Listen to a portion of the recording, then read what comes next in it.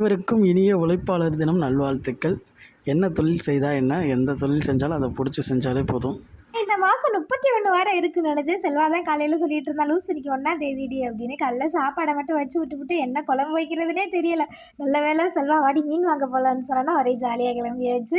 மீன் வந்து இப்போ கடலுக்கு போகிறது இல்லையா, மீன் பிடிக்க, அதனால் ரேட்டு ரொம்பவே அதிகமாகிடுச்சு. சங்கரா மீன் வந்து 1 கிலோ 350 ரூபான்னு சொன்னாங்க. 300 ரூபான்னு சொல்லி க்ளீன் பண்ணி வாங்கிட்டு வந்தோம்னா, இப்போல்லாம் மாங்காய் இல்லாமல் மீன் குழம்பே வைக்கிறது இல்லை. ஏன்னா ரேட்டு கம்மியாக இருக்கும்போதே நல்லா வாங்கி சாப்பிட்டுக்கிறேன்னு அப்படின்னு அந்த மாங்கொட்டை மட்டும் போடவே மாட்டேன்னு சொல்லிட்டான் செல்வா. எனக்கு அந்த மாங்கொட்டை குழம்பு வச்சு சாப்பிட ரொம்ப பிடிக்கும். ரொம்ப நேரமாக கெஞ்சி கெதறி போட சொல்லிட்டு இருந்தேன். ஏன்னா மாங்கொட்டை போட்டால் மீன் கிண்ட முடியாது, மீன் உடஞ்சிரும் அப்படின்னு சொல்லிட்டு இருந்தான். அதெல்லாம் நல்லா இருக்குமோ அப்படி இப்படின்னு ஒரு ஓரமாவது போட்டுடான்னு கெஞ்சி கெதறி போட சொன்னேன்.